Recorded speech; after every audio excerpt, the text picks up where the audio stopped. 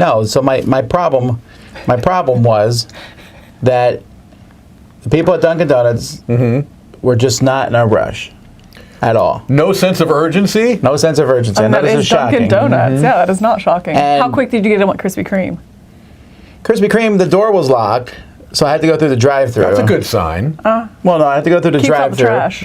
And Keeps then out the trash. And then the lady was like really worried that I was going to give a peanut donut to someone. I kept going on that. So Bruce is in the chat. Thank you, Bruce. Tom went to two different donut locations. He comes in today with a dozen donuts from Dunkin' and a dozen donuts from Krispy Kreme, because some people, who will not be named, was definitely not me, had very strong opinions. I'm like, look, strong free donuts, Brad. I'm down. And before all you snooty people who don't like either of those places get on our cases, I get it. A local donut shop is better. We don't have any. We don't have one here. Okay? You have to drive in the up tip to of Miami. Florida. Yeah, basically, right. yeah. Also, I just want to note that the Krispy Kreme donuts have been eaten more than the Dunkin'. Not that it's a contest, but if it was, Krispy Kreme's winning. I'll tell you, I had a Dunkin' donut. It was a Reese's donut, and That's it was stellar. That's the one missing. That was Krispy Kreme.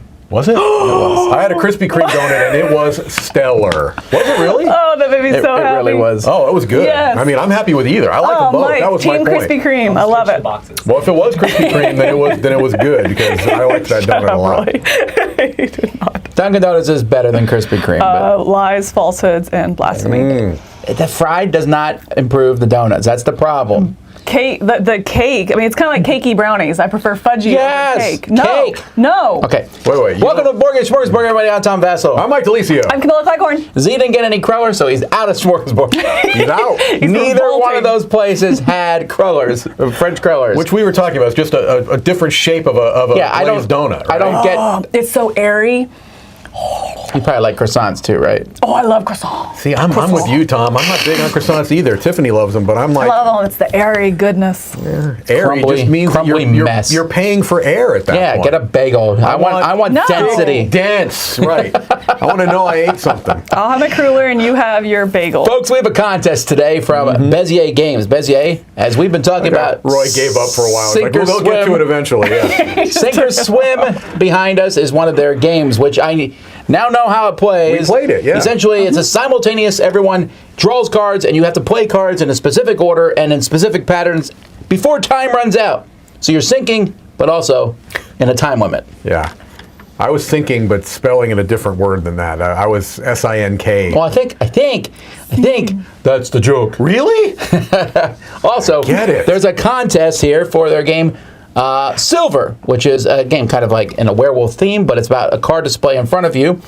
And you can enter this contest by emailing us at contest@dicetower.com.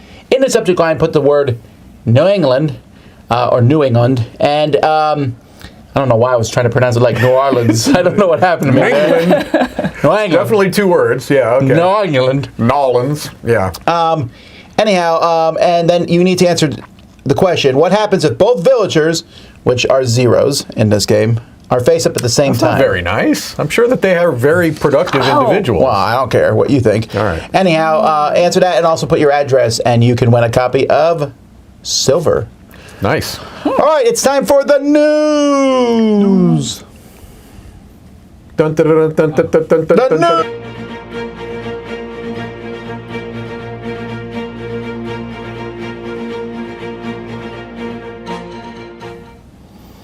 All right, I'm pulling up the news here. There you go.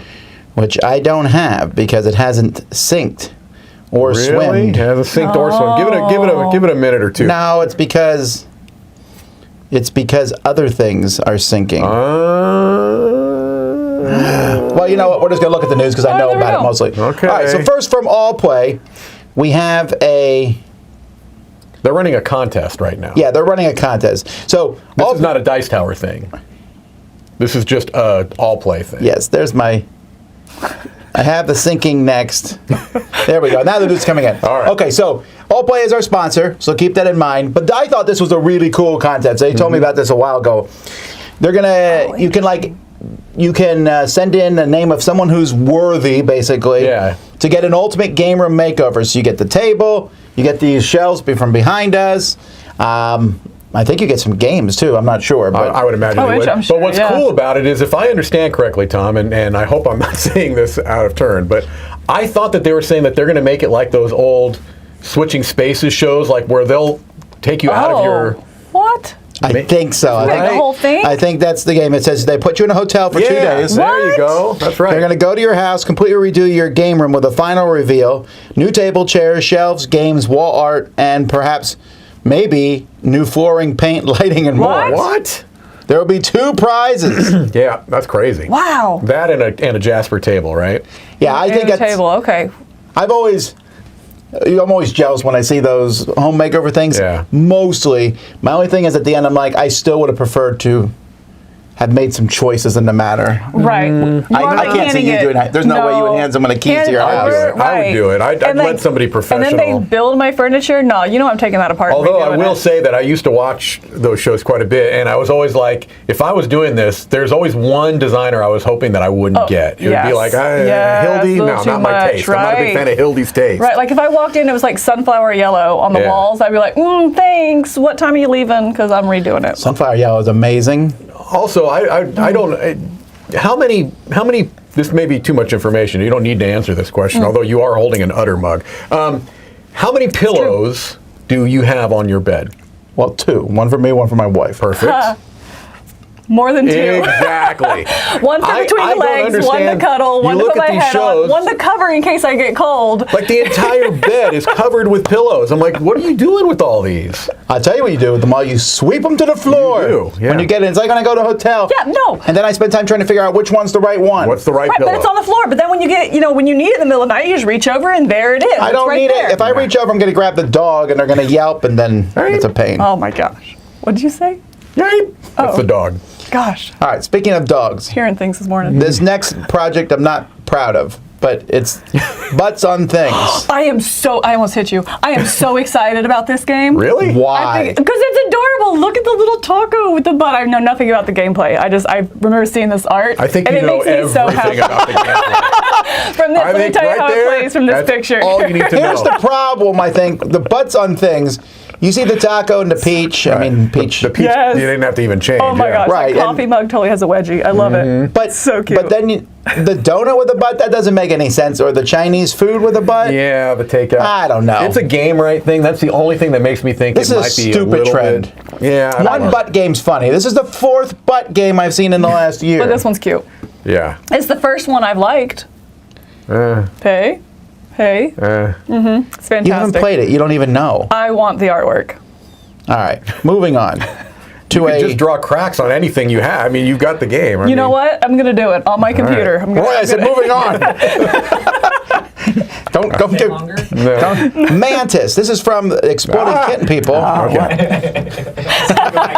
A colorful cutthroat card game of rainbows and revenge. I knew this was a Exploding Kittens game because they were starting to have that same motif with the rainbow at the top Yeah. and Oh, in the interesting. corners. Okay. It's a smart branding. I mean, you gotta know, you know what I mean? This is done by the same guy who did Happy Salmon. Okay, well, that game is certainly popular. There are only 2 rules in the game. Steal or score your way to victory. I bet you there's more than 2 rules. You think? Because I don't know how to play the game from that. Right. That's true, yeah. I don't know. Yeah, it'll probably be very popular. I mean, they have a built-in audience, and Right. And I mean, you know what you're getting at least. Sure. You know, if you like Exploding Kittens, there you go, yeah. I'm so sorry about chat right now. Let's move on. oh, we're Is doing it butt jokes? lots Ooh, of hold on. butts. It Let's is scroll butt up. jokes. I love I- it. See more They butts. said I like his butter than the last game. Oh, man. All right. Roy's next project, last crack. Well, last light also works. Yeah. All right, our next game. This one's actually really moon. cool. From Devere and Jerusalem, but just to be clear, if you're looking this up, it's spelled with an I. Yes. Right. We just got this in. I think our unboxing is going up at some point. It's a big game. Yeah. It's It's like hefty. It's like the weight of what's the last 2 games they did. They did. Weight, physical weight, or game complexity? Yeah, both of them. Like the Mozart game, Lacrimosa. Oh, Lacrimosa, and then yeah. the one that was Is it Batoku? No. Batoku, yes, It is Batoku. Batoku? Yeah, I Okay. gotcha. I know that was it's the Devere. same thing. Here, it sounds like, and I'm going to be very generic here, sounds like you're a caterer getting the Last Supper ready for Jesus and his disciples. That sounds more all right base than I think it is. I mean, it's done in a more historical way than that. You're trying to, and it says you're also trying to get seats at the table. I'm not 100% sure that. I thought you were trying to like prepare it for the apostles. That's what I thought too. Yeah. The description here is different than description on the back of the box. The one on the back of the box sounds like you're trying to get things ready for everybody. Right. It is interesting though that DeVere, we've been talking about this in the studio here quite a bit, is that they really are all over the place as far as like, you know, they've got small box card games, they've got these, which I don't think they've done very well so far. Those have not been the strongest of their line, although there have been a couple that have been interesting. And then they've got those mid-size games like the Red Cathedral, and those they've done very well. And then you've got these big box games that are so yeah, it's DeVere is kind of making a name for themselves, I think. Yeah. All right. Reiner Knizius, The Quest for El Dorado with artwork from Vintage Trade. I have to say all this because there's like multiple versions out there. Yeah. It's getting an expansion, Dragons, Treasures, and Mysteries. Yeah, and now these are all coming over. These versions, these Detroit versions, are coming over to the States now. I will instantly replace my game. It used to be a lot of Polite was the way you can get them if you had to, you had to import them, but now Ravensburger is bringing them to the States. I know at least the base game, and apparently this one. I don't know if all the expansions are going to be brought over in this version, but yeah. And from what I understand, this expansion is actually 3 modules, right? Dragons, Treasures, and Mysteries. And so it's 1 expansion, 3 modules. Exactly. Yeah. And I want to say at least one of the other ones was like that too. Have you enjoyed the Catan movie, Mike? The Catan movie? Still not out. Still not out yet. No, I'm we waiting. Keep seeing there keeps becoming news of. I'm getting sick though. Every time I go to the movie, seeing that same preview over and over and over again. The Catan movie. They haven't shown a preview, but different board games and things are getting movie options. Well, now Catapult Feud is getting a cartoon option. What? So this is my guess on this one. If someone said pitch a cartoon idea for Catapult Feud, I would pitch him an idea that would be very similar to the old magazine, Mad Magazine Spy versus Spy. Yeah. Where these two doofus, people always trying to do some elaborate catapult Wile E. Coyote thing at the other person. Yeah, being very slapstick. I would actually love if they went for a Wile E. Coyote type of a vibe. Well, I'm thinking that's because, so this is the thing. There's 2 feuding families, the Cunningfields and the Chaufforts, who compete with catapults and conspiracies to conquer each other to rule the kingdom of Catapultia. The feud goes all the way back to the beginning days, but it's today's war that has everyone taking cover. The adults just can't seem to get along because old people are bad. But it's not the end of the world yet because the next generation have a plan to bring to peace, Romeo and Juliet style. This game raised $1 million in crowdfunding, did it? I didn't know. Maybe over multiple campaigns. Yeah, maybe. Oh, I know it did really well. Super fun. But yeah. Yeah, that's interesting. I can see it. I don't love Catapultia, but I mean, I think too, like this, when you play the game and look at the game, I can see how it would be reversed. Like if somebody told me, oh, this is based off of something, I'd be like, oh, that makes sense. So I think it is interesting that something's coming of it. But the story, I don't know, with the gameplay, make no mistake, maybe this game disconnect. is based off of something, but it's not a TV show. Well, yes, okay, yeah. I got that. But yeah, some comic or something like that, I could see that. Yeah. So it's interesting that's kind of going in reverse almost. But yeah, the storyline, I don't know that I see that connection there. Aries Expedition has an expansion coming to retail March 22nd. That's this month. Straight to retail. I would love to get this. Well, this is Crisis. Wasn't this one of the ones in the Kickstarter? I'm confused. I forgot to look it up. I told you I was really going to. I mean, you could look it up quickly. I don't remember. That's right. I'm not attached to the internet. No. I had forgotten there was a Kickstarter for an expansion to this. No, it was like 3 expansions, right? What? There was Discovery, Foundations, and Crisis. Yes, Kickstarter. Crisis was one of the 3. Okay. So it's not going straight to retail. It's been... Well, yeah, it was also Kickstarted. Well, Discovery's Foundations and Crisis. Have they already estimated delivery December 2022. Okay, well that's interesting. Look at the comments. Look at the comments. Has it delivered though? Well, somebody in the comments here already has it. So okay, so maybe it did, and they're just now. I received my game. Wait, I didn't get mine. Where's mine? Did you back it? I did back it. Huh. Oh. Well, hopefully you get it before the 22nd. You should write a strongly worded email. I'm going to write a strongly worded comment. There you go. Yes, that's how This we do it. project Sorry. 1 out of 10. But this was only 1/3 of the Kickstarter, right? Yeah. Okay. Maybe that's what it is. All right. Okay. Waffle time. Making waffles. Baking waffles. This is part of the AEG That's an actual song. big game I night don't know. for Shouldn't be. 2023 at Gen Con. I like how that game looks a lot. I do. That's obviously very prototypey since it's literally painter tape onto a box of calico. But That's that blue. Yeah. That's that blue painter's tape. Yes. yeah, definitely hilarious. is. But I like the look of it. Oh my It looks like gosh. it's going to be kind of a puzzly. I'm down for that. I love the theme. You have a lot of pancake games, but not a lot of waffle games. So I'm down for that. I'm all about waffles. And so if you've ever gone to Gen Con before, over the last 10 years or so, AEG has done something called the Big Game Night, where it's a ticketed event. You pay for it, and it's not cheap, but you go there and they. No, it's not. It's cheap because you get a box of games. Well, yes, but they're not always games that look like this. I'll tell you, I went to the Big Game Night once, and it did not work well in my favor. That was the infamous Junta interesting. year. But anyway, normally I think it is a very good deal. Well, you got a pair of cheap sunglasses out of the deal, and you should be thankful for that. There were lots of stacks of Junta lying around the convention stall, is all I'm saying. But this looks good, and the next, they're also another roll and ride, I guess, that they're Okay, so when Mike showed this next one to me, I laughed out loud, number drop, because this cover, I felt like they're trying to not sell the game. Yeah.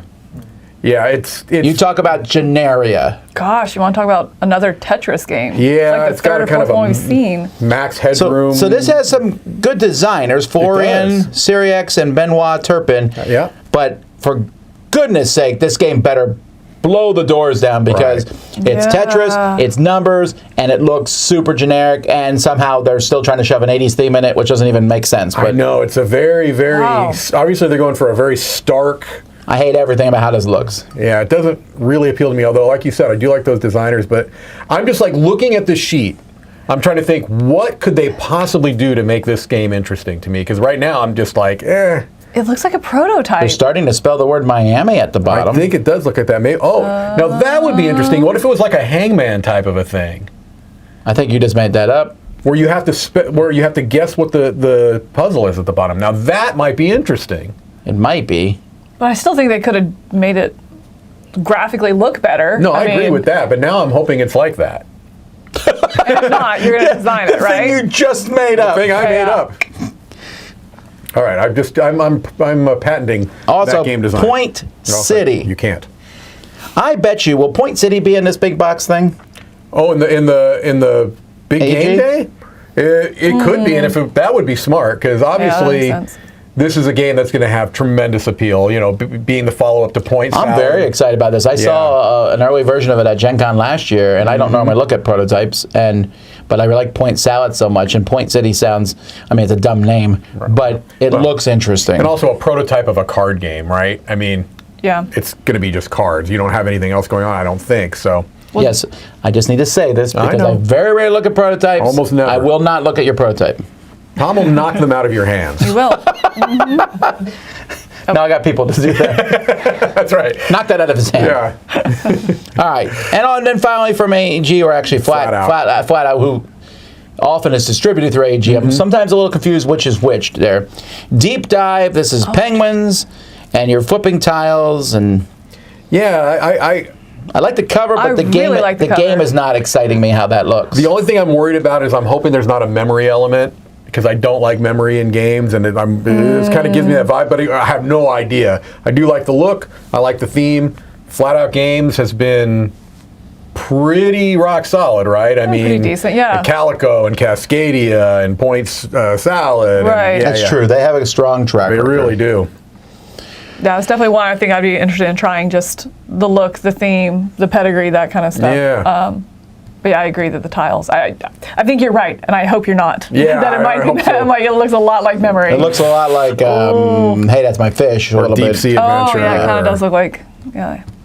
All right, so there's a big giant convention in France each year for board games. The Cannes, or part of it is board games, and they give out these awards, which are called what? Oh boy, I'm going to butcher it. Ozdor? Yeah, that's why I don't care, as long as it's not me butchering it. There you go. It's kind of like their games of the year. So the big game of the year is Acropolis, which I'm curious. We had divisive opinions in the studio about Acropolis. It's certainly popular. There's no question on that. It's not uber popular. It's like mid-popular. I don't know how to explain it. Good, not great. I didn't love all the scoring. Yeah, but I'm taking us out of the equation. Like watching people play it. Some people are playing it, but I'm not seeing it being played everywhere. No. Yeah. No. I feel like the general takeaway that I've heard from it is people like back off and like, oh, I'd rather play Cascadia or I'd rather play Boss Monster kind of thing. Am I thinking of the right game? Maybe. Ish. It's in that family. I don't know. I am seeing people post about it. I do think that it's got. I think it's going to have some legs, but the other ones are interesting. Yeah. So their gamer game, the expert game is Arc Nova, which makes sense, of course. Yeah. The children's game is Flashback Zombie Kids. I'm really excited to see that get some love here. I like that game a lot. I think I liked it most in The Office. I haven't played it. What'd you give it? I gave it a 9. Oh, wow. I gave it pretty cool. I really liked it too. It's really good. What you gave I feel like the game pretends that there's more in it than there is. Yeah. Real quick, you go through these 3 things, and then they're like, you can go back and do them again. Going back and doing them again isn't as exciting as they make it sound. Right. It's fine. But that first, you don't need that. The rest of the game is really, really good. But I mean, also by that end, I don't think my son really cared to go back. He enjoyed it that much, just that play. I agree. My son really liked it. Yeah. But you can reset it and pass it on.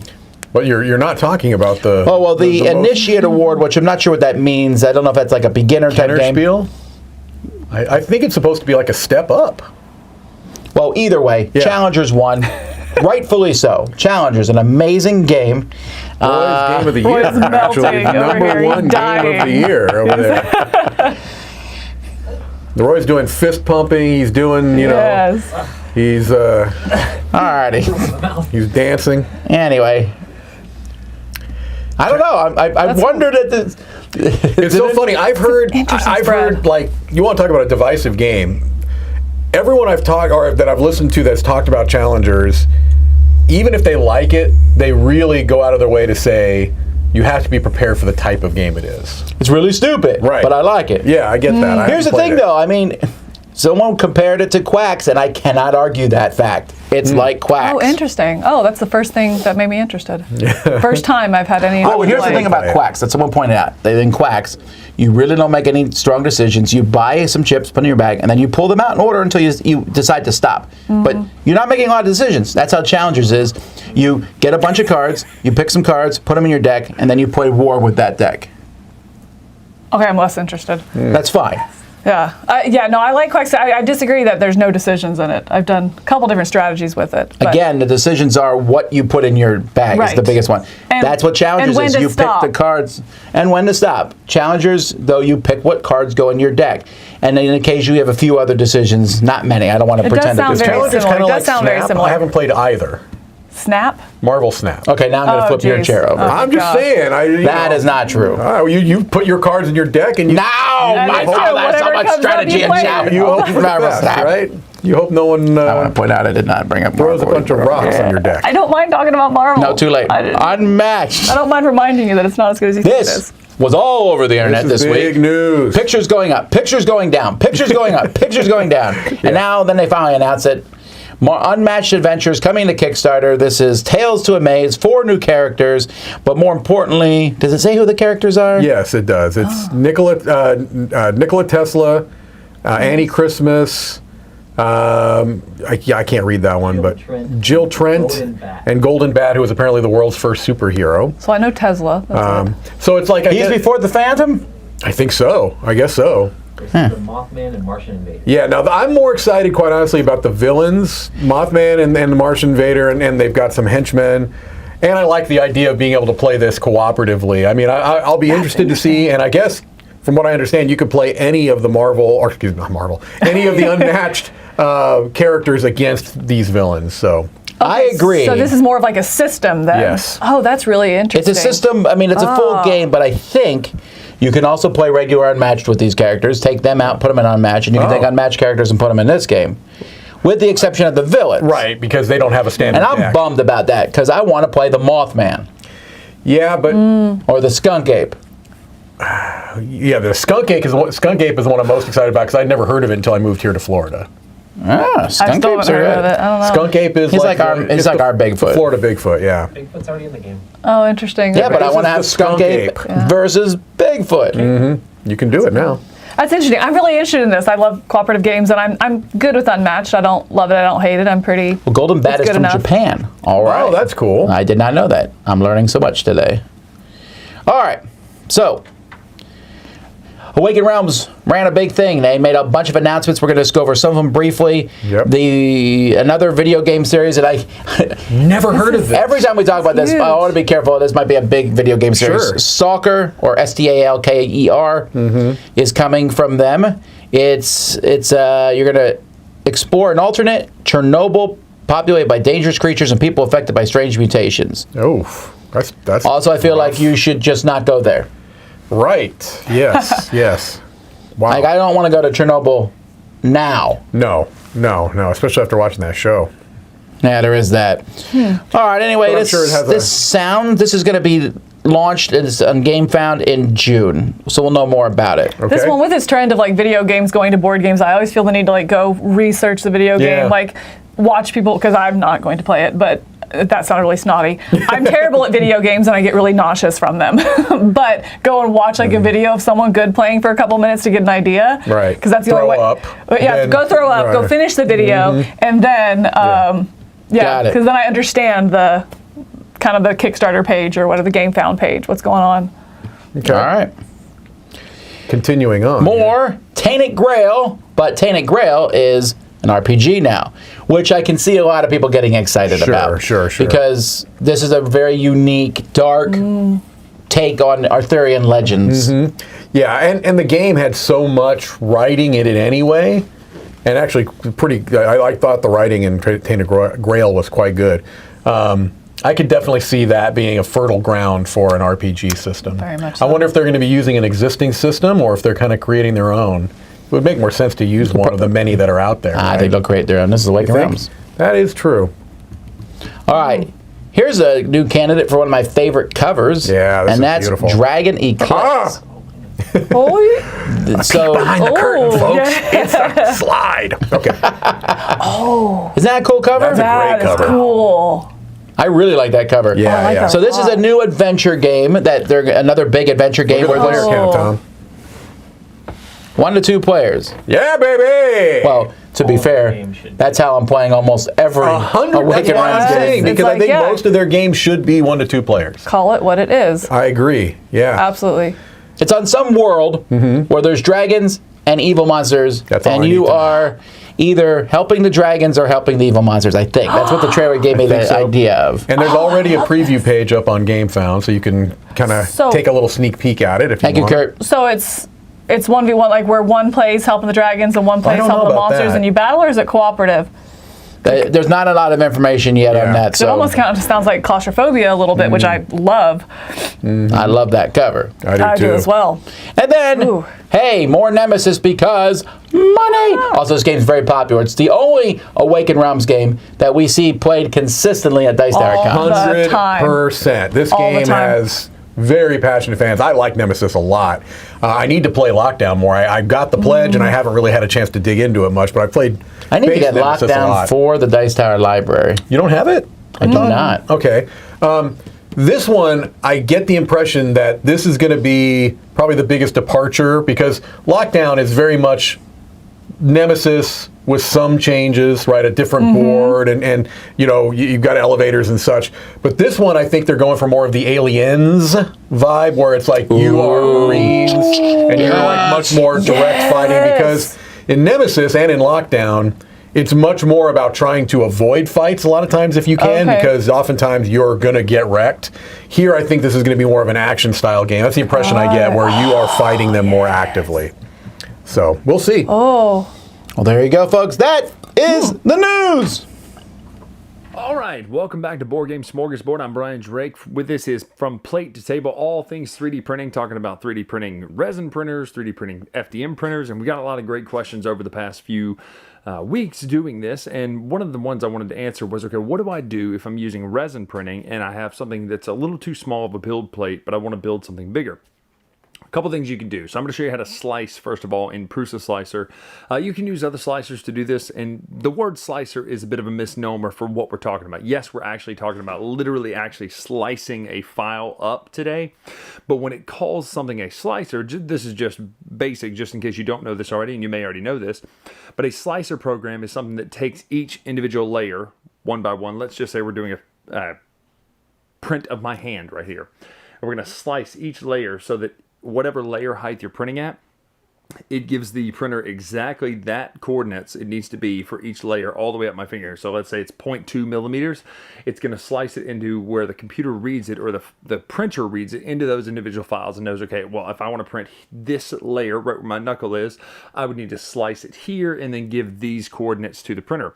Whether it be FDM, talking about the actual print head going around the hot end, or whether it be a resin printer, knowing where to turn the screen on and when to turn it off so that it gets that exact layer.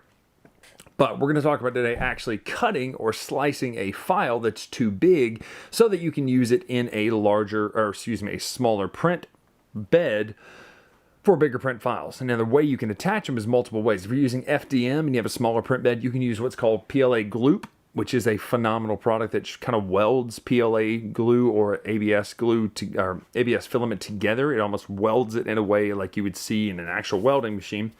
Or in this case, what I love to do is using resin printing, because you do get those crisp, nice layers and beautiful structure. You can take actual resin that you have from your bottle, put it into a cup, and then you can do a couple of things. You can add some talcum powder to it, or cornstarch for that matter, to get it a little bit thicker consistency that you can take a paintbrush and paint it onto the sections you want. Now, why do you want it thicker? Well, because what you're going to be doing is taking a UV flashlight or a UV lamp, or depending on what you have. I have a UV light that looks a lot like my studio lights here, but it's actually UV. And you can take that, stick those pieces together, you can put a little glue on, or a little resin on the inside, and then make sure you get the outside glued up, and then hit it under the light for a few seconds.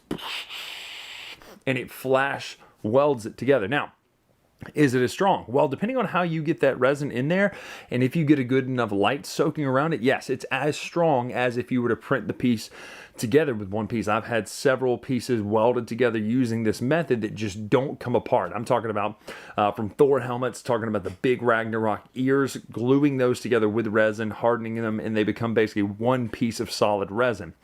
Same thing with the gloop. I've got these Christmas trees that I printed. You saw them in the backgrounds of our Christmas videos, that I took the PLA gloop and I took those pieces, put them together and hit them with the gloop, and it just becomes one solid object. So there are a lot of options. I'm going to show you in the slicer really quick how to cut pieces up, and then I'll come back and give you some final thoughts. All right, so here we are. We've got this file from Teotihuacan, and it's a tray that you can hold stuff. Now notice it's pretty large, even for my build plate here. It fills up the complete thing. And what you can do is you can either rotate it manually, like I'm going to show you here, to 270 degrees or whatever, basically a perfect 90, which this is not the most accurate. So you can actually go to this little button here, which says place on face, and you'll click that, and you'll roll around to the back of your item here and place it on the face. Now it's at a perfect 90 degrees. Then you go to the cut tool, drag it where you want to cut it, and then do keep upper and lower part. Perform cut. Now you've got two pieces. You can export these out as two different pieces, and whether you're printing them on resin or printing them on FDM, either way, you've got these two pieces now that you can use to do your welding with. So that's it. As far as cutting pieces, you have lots of options. You're not limited to the size of your print bed. In fact, you're kind of unlimited, basically, as far as what you can do. Kind of like Alphabet says to Galinda in Defying Gravity, one of the greatest Broadway songs of all time. Unlimited. Together we're unlimited. Be the greatest team you've ever seen. Galinda. When we work in tandem.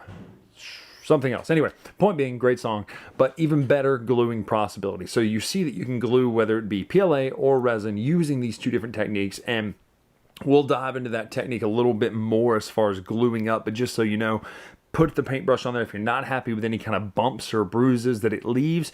The good thing about resin is you can sand it so perfectly smooth. You can get it all the way up to a nice high 3000 grit sandpaper if you want. I've got a Green Lantern ring that I sanded up really high, and you can see through that sucker just because of the material that you're working with. So hopefully that helps.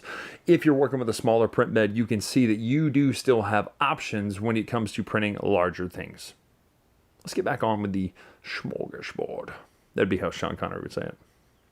I guess. I don't know if he would say it at all. He might say, take it back to the buffet. Buffet, as it were.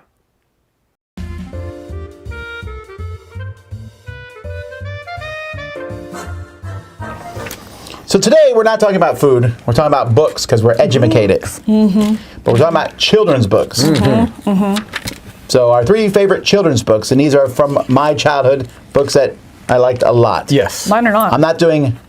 Yours are ones that you enjoy with your son? One is one that I grew up on, and the other 2 are ones. One's the one that my son liked, and one's the one that I liked for my son. My son likes trash books, so I will not be talking about Well, that's his. why everything for mine is like 2nd grade or He below. likes that pig elephant. Oh, he's all about Captain Series. Underpants Peppa Pig? and. No, not Peppa Pig. Oh, I hate Peppa Pig.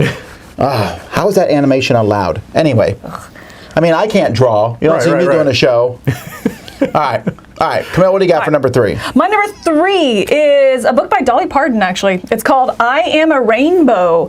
I love this book. So it's called I Am a Rainbow, and it goes through each of the colors, and it's a kid like, I am a rainbow, I am blue, and then talks about sadness, and I am green, and it talks about envy. And so I love this book because my son had to be in therapy for a little bit, and it's not where we found this book, actually, but I picked it up, I don't know, Dollywood or something like that. And I just thought it was a really cool way to talk about feelings. You know, this was awesome. before the movie and that kind of stuff, and he loved it, and it helped with colors when he was learning colors, and also opened up talking about feelings. And so, yeah, this is my book I love for my son. That's very cool. It's Dolly Parton's I Am a Rainbow.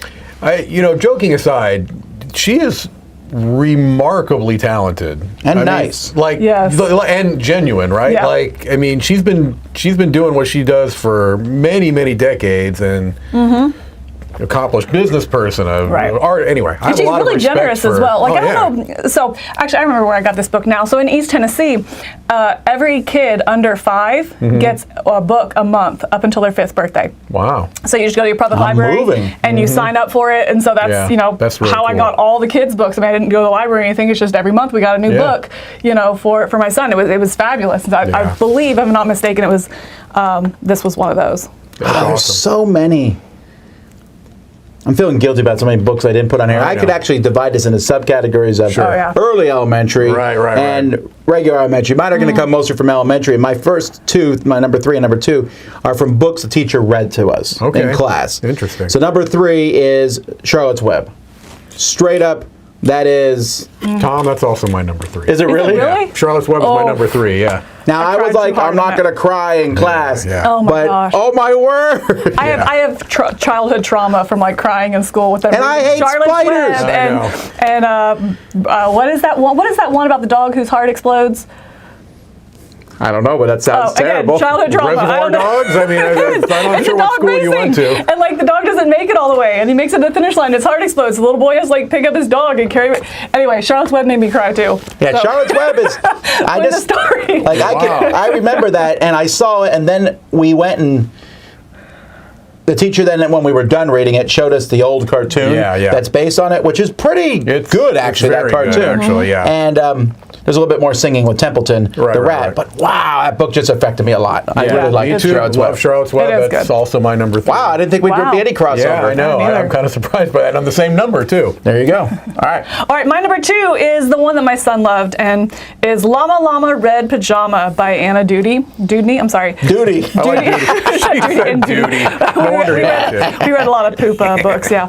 But yeah, Llama Llama Red Pajama. This was just fun because it had the rhyming and the cute little words, but I think it was very relatable for him as well. The Red Pajama one specifically, trying to go to his own bed for the first time and like crying out, Anyway, so it was a lot of fun. It was little rhymes, and also we referred to it like in life a lot. Oh, you're gonna be brave like Llama Llama, So he really liked that series a lot, and that was his favorite of them.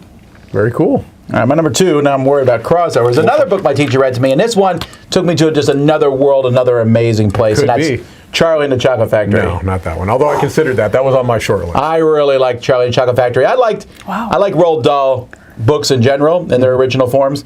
I like Roald Dahl stuff. The Great Glass Elevator gets too stupid. Yeah.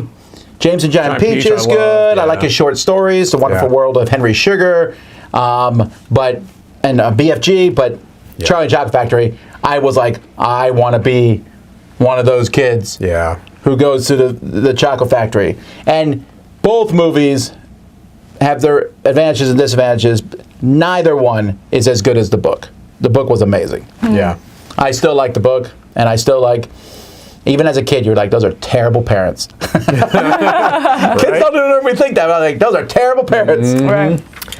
My number 2 is Where the Wild Things Are. I just remember as a kid kind of being this idea of conquering fears and finding strength and just the world was so perfectly realized, right? It was like I even knew as a little kid that this was something that was unique. I hadn't seen anything like it before. The style of the drawing, the style of the writing, all of it was just, it affected me a lot as a kid. And as an adult, I look back and I think I understand now why it appealed to me at that time.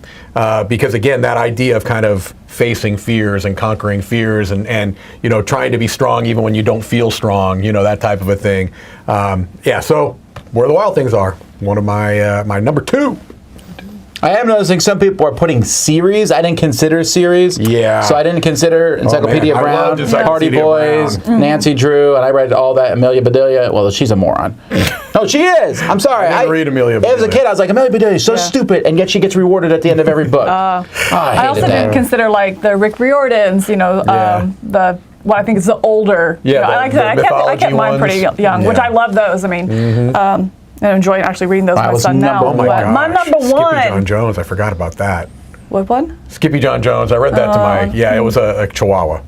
My number one is a book that I'm pretty sure I'm the only person that's ever read, but it's one of those I read by myself books that like number one readers or whatever. Yeah, yeah. Danny and the Dinosaur.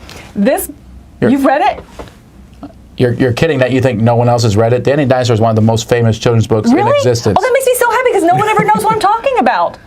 It really is. I It really is. It's a really. It came out in like the 60s. I know. I kid you not. Well, I It's don't hang out very- with people that were in the 60s reading Well, much. I mean, Yeah, you know. this is your audience right here. Okay, well, people my age, nobody has read this book. Whatever. I've never met another person that knew this book, so that makes me very happy. Danny the Dinosaur. I by almost have it memorized. Sid Hall. It's so good. they went to a baseball game. Yes, and he comes across this dinosaur, and it's this big, like, whole sense of adventure, and I think that's what I loved about it. I remember reading it by myself, and I remember just, like, being drawn to it over and over and again, and just wondering if I got a dinosaur, what would I do with it? What kind of dinosaur would I want? And just, like, the epic tales I used to, like, see myself in, you know, and I think that's really kind of where my love of this genre came from, was Danny the Dinosaur. Danny and the Did they just make a cartoon of this? They might have. I don't remember. They have, yeah. Which I don't. The artist for this, he's a very famous artist. I forget the name of. But yeah, I really, as a kid, at the end, the dinosaur's like, I'm going to go back away now for a while. And you're like, no! Right. And all the kids say goodbye. Yeah, it's definitely, it's like, yeah, it's a great book. You All just right. made my day that someone else knows it. I truly have met no one else in my life that knew it. Well, a few people in chat also knew it Yeah. too, so. Yeah, I just Googled it. Okay, my favorite book is more towards the upper end of elementary, but this is one I read on my own, and I loved every moment of it, and that is The Phantom Toll Booth. Oh my, okay. I don't know if I've read The Phantom Toll Booth. The Phantom Toll Booth is sort of a modern day, by modern we mean 60s, I guess, Alice in Wonderland. Okay. It's a boy who goes into a world where idioms and grammar and math all come to life. Like at one point he's walking with his dog and he's like, he says to the dog, like, you know, this has happened, so I'm pretty sure this is going to happen. And suddenly he flies off and lands on an island. He's like, how did I get here? They're like, well, this is the Isle of Conclusions, and you just jumped to conclusion. And the whole book is kind of like that. Oh, I interesting. remember seeing know- a cartoon of it, so now that I know what you're talking about, yeah. Yeah, I mean, this was an option for a full-blown movie at some point. My favorite part was like he goes to this guy, knocks on a tree to talk to for help, and they're like, go next door, and the same guy's there, and he's the tallest short person in the world, and he's the shortest giant in the world. Oh, wow. He's like, you're an ordinary person. He's like, no, I'm a giant. I'm just the shortest one you've ever met. And I'm also the interesting. thinnest fat man in the world. And I don't know, it's stupid stuff like that. Yeah, yeah. And Milo the dog. He has an alarm clock dog with him. It's I don't know. It's like a modern classic, although it's been out for a long time. Yeah. So I've heard of it. I had no idea what it was about, though. That's I fascinating. really like it. It has a good ending. He goes through this journey and he's doing something Am I or going to other. cry? I don't think anyone. Will it add to my It childhood has a trauma? happier ending than not. Oh, dear. Will you read it to me? No. Oh, maybe. My Wait, number you didn't one- listen to me when I read the other stuff on Sunday. You said you were bored. Oh, my gosh, you read so much. It's like 4.5 hours of reading. And you sped read. You don't read evenly. Do you know that? That's because I was trying to get through all the You're reading. All like... right, I'm going to go slower next time. No, I'll leave. All right, what's your number one? My number one is a book I've actually mentioned before, I think on this show. I don't remember what the context was, but it is called The Monster at the End of This Book. It's with Grover. Yes, that's so cute. I was a little kid, and I remember this is the first book that I have a memory of just reading and rereading and rereading over and over and over again. I absolutely loved it. I can still picture some of the pages in my mind, even though it's been literally probably over 40 years since I've seen it. I haven't thought of if that not book in a more long than time. that. But yeah, I adored The Monster at the End of this book, and it was not it's just one of those little, I don't want to say it was almost like in that Fisher Price series. Something similar to that. Yeah, it was almost a board book. Yes. It's A golden book? It might have been one of my little golden books. Yeah. I don't think it's a golden book, It may no. not have It's been, but it was something like that. It's in that. Very Yeah. short, very, slight, but as a little kid, man, I absolutely loved that. And it still stuck with me to this day, the fact that I remember reading that book as a kid. So there you go. Gosh, I read that to my son and he would just belly laugh. Yeah. I mean, and he'd hold it down. No, it's this whole game we played. It's such an interactive book. Yeah, it is. Right? It really it's is. so good. There's a new book that's very similar. Not similar, but it has that same concept. I think it's like you have to read this book aloud. It's written by, I think, B.J. Novak or the guy from The really? Office. From The Office. Yeah, huh? but I mean, you get it, and the adult has to read the book, and they keep turning the pages, and it gets stupider, and it's like, you said you'd have to read the whole thing around, so you get to say stupid words like this, and the kid's sitting there laughing. Okay. Oh, wow. Huh. So- Interesting. All right. Interesting. All right. Those are our top 3 kids' books. Let us know what yours are in the comments. Let's keep moving. Hi everybody, I'm Joey Evans. And I'm Alex Evans. That was weird. You threw me the Evans. I was like, I did. Well, I realized in the studio we always say like the last names, and we never did do that. So I wanted to, but I also knew I wasn't giving you a heads up because I thought that made it even funnier. Yeah, that was like me. Like I forgot my name almost. I was like, hang on, what is happening right I'm now? Alex Evans. Sounds like a James Bond thing. It does. Evans. Alex Evans. Oh. Anyway, Yeah. all right. Well, that was a tangent. All right. Yeah. So, all right. So we're going through shelf storage. I threw myself off. Shelf storage yourself. It's a new segment we do. Yes. So pretty much what we're going to go through our games and decide if we're going to keep them, store them, or sell them. We're trying to cull our collection. Try to color collection. And today is going to be one, and I'm honestly a little bit scared to do this one. We were going to do a different game, and we switched last minute to this one, and I'm worried. So this one is Ta-da! Deception, Murder in Hong Kong. This is it. Yep. This is a party game, and the year it came out, Was 2014. 2014. Yes. So, okay, pretty much if you have not played this party game, it is where you It's a have... deduction game. It's a deduction game, and you have all the different weapons, Objects. objects in front of different people, and one person's the murderer, one person's the forensic scientist, and everybody else are witnesses. Later, you could do like accomplice and witness and all that stuff. And the forensic scientist cannot give clues. I'm sorry, cannot speak, but they can give clues onto which item on there was part of the murder and who the murderer is. Yes. So you really have to deduce who the murderer is. And of course, the murderer is going to kind of lead you the wrong direction. Yeah. And it's a fun game. We've had a lot of fun with this, playing around a table and really enjoying it. So I should start by saying I don't like social deduction games. I don't like games I have to lie in, right? No. So Or fun games. That's what I'm getting at. She doesn't like fun games. yeah, apparently. Are we having fun in here? Compulsory. Stop fun. it. But I do like how this plays. It has a high play count. I believe it's 4 to 12 players. Yes. So I like how it's a little heavier in party games than like Telestrations or something like that. You can actually Right. have a little bit more meat, but yet it plays that larger player count. Right. That's one thing I like about that. And honestly, the times that I have been the murderer and I have to kind of guide the conversation, you've got a safety net of everybody else in the group. You don't have to. I at least can kind of like guide my conversation by that. I don't have to kind of, it's not like Sheriff of Nottingham where you have to blatantly lie. You can kind of steer it. Yeah, a little bit easier. It's not a social deduction like some of them. Like I do like Feed the Kraken and things like that, but it has a different feel than this style of game. This one, now I also like Night of the Ninja. That's probably one of my new go-tos if we have a larger group. Yep. And playing Night of the Ninja is really fun. It's a quick game and also the roles change. Yeah. I don't know. This one, the thing is it has not hit the table. This was my thing. So at first when I saw this game on our shelf, I was like, I wonder what your thoughts are about it too. Because at first, if you had asked me a week ago, I'll be like, sold. It's out. Gone. Right? Yeah. But after thinking about what I wanted to say for this, I was kind of like, I don't know if I'm ready to get rid of it right now.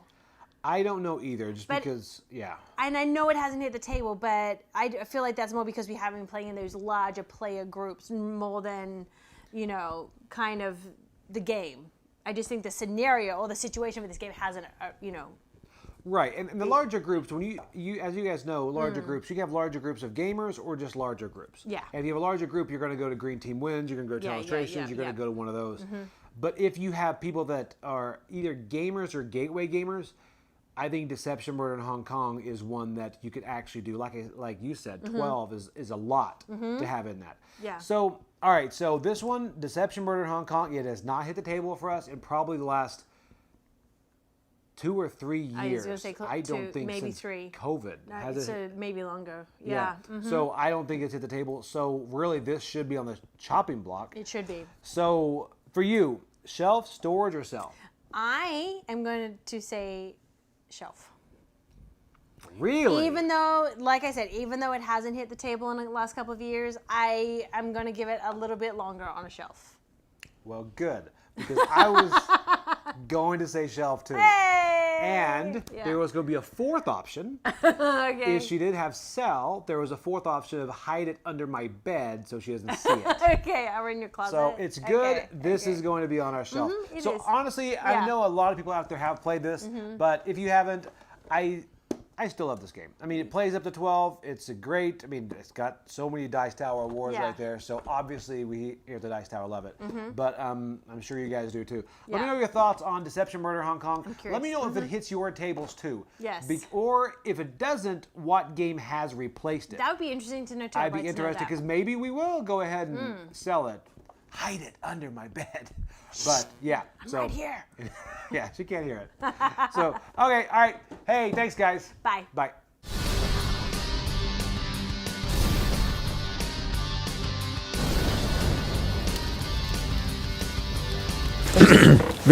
All right. Aggressive much? Aggressive much. All right. So we review games a lot, and people say how many times you play it to review it. Enough, right? But one of the biggest things, and I'm not talking about that, one of the biggest things that people say about gaming in general, if you meet someone and they'll say, this is my favorite game, and I'll say, well, I don't really like it that much, you just need to play it more. Right. That's always the thing. Yep. And there's truth to that, right? Games get better the more you play them or worse. But I mean, you learn more about a game, you learn the ins and outs, and especially a good game. But I posit this, and I strongly believe this, a game needs to make a good first impression. Straight up. If I say that first game was terrible, I didn't like anything about that, well, after a while you'll learn to like it. No. Right. That's how people get addicted to cigarettes. Also, like, It is. I thought you might go. I thought you were going to go with the coffee analogy, but I get the coffee. That's also coffee, right? That's also coffee. You give coffee to a kid, you're like, you're like, oh, keep drinking it because that will They're make like, oh, it's an acquired taste. It's an I'm acquired good, taste, thanks. Yeah. I don't know. Also, how pretentious to like, oh, if you play it more, you'll like it. You don't know.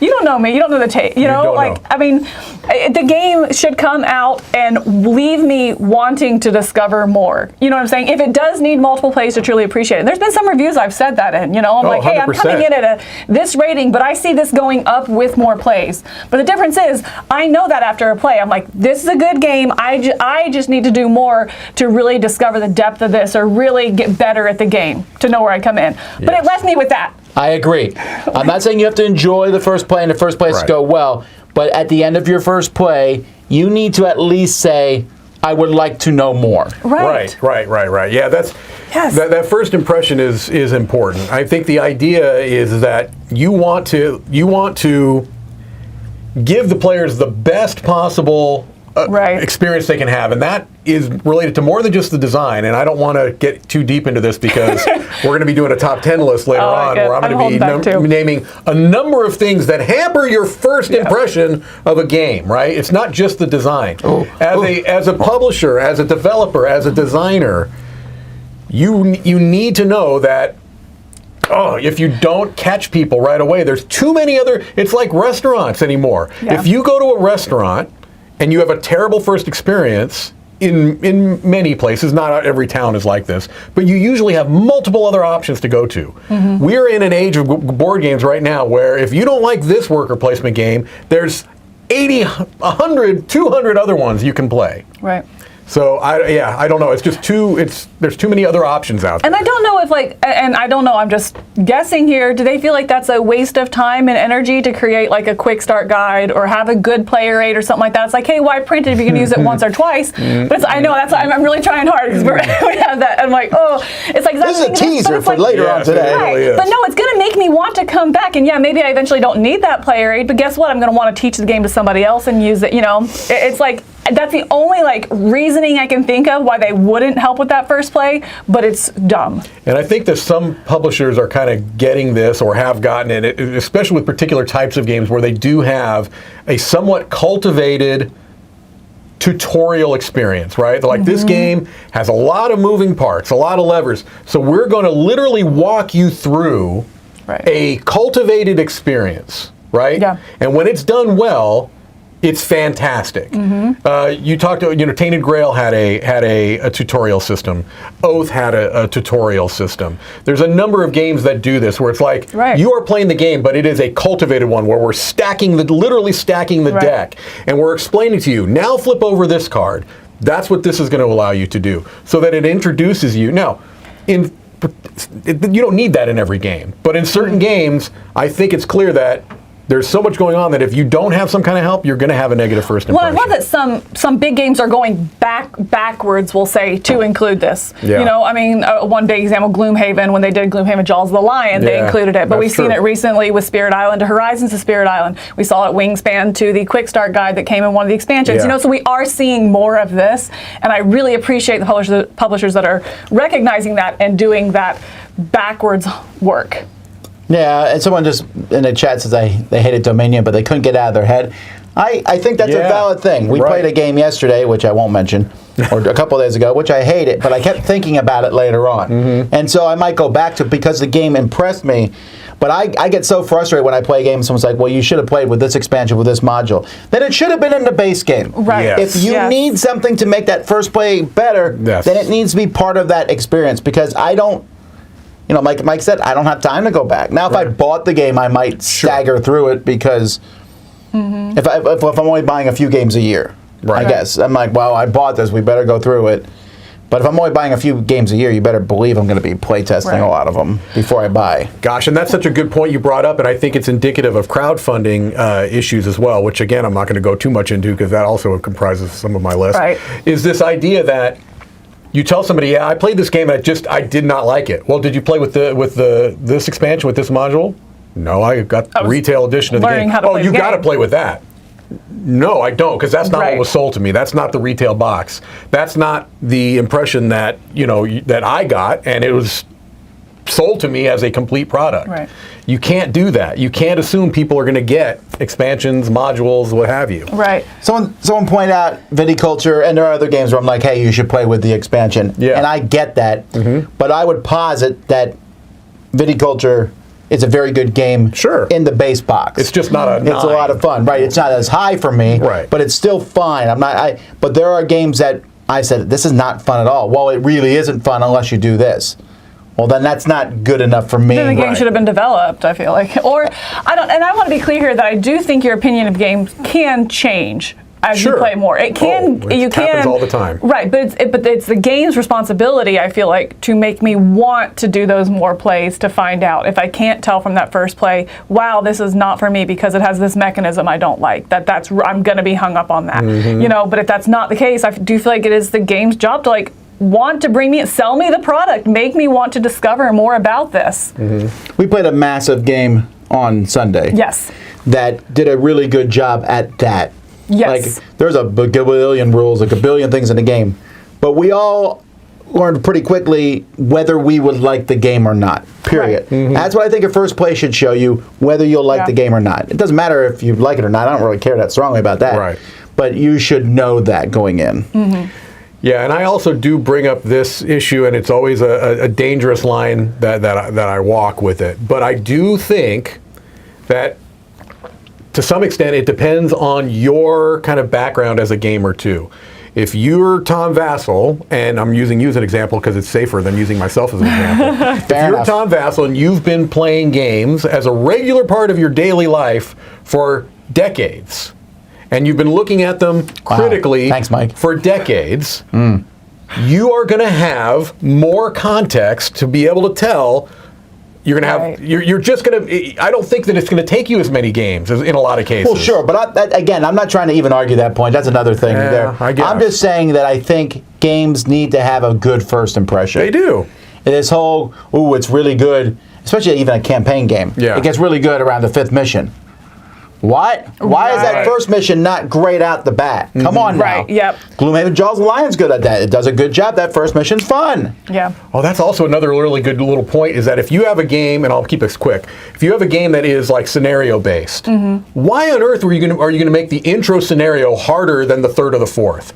It blows my mind when I see that. Oh, set you up for like Even a game I love, like Cthulhu Death May Die, that first scenario with the fire, to me, is appreciably harder than some later missions. And I'll tell people... Robinson Crusoe! Yeah, that's another one. I'll tell people, just start with the 3rd episode. Right. I mean, that first one, I think, is harder. It really is. I beat it once. Right. So that's also important, I think. All right. Well, there you go, folks. That is Board Game Smorgasbord. Come back at 4 hours from now. And it's Mike, me, Camilla, and Chris talking about the top 10 enemies of gaming. Me and Z have already done that. Our enemies have yet to be defeated. We're introducing 30 more enemies. I bet there's crossover. So 22 more enemies. Well, we'll see. We'll see. Yeah. Anyway, thanks, Brian. Thanks, Joey, for helping out. Thanks, Roy, and everyone else who put this together. And Thanks, Z. Bruce, for the donuts. Thanks for the donuts, the breakfast. My donut tie for you. I had 2 halves. That's a whole.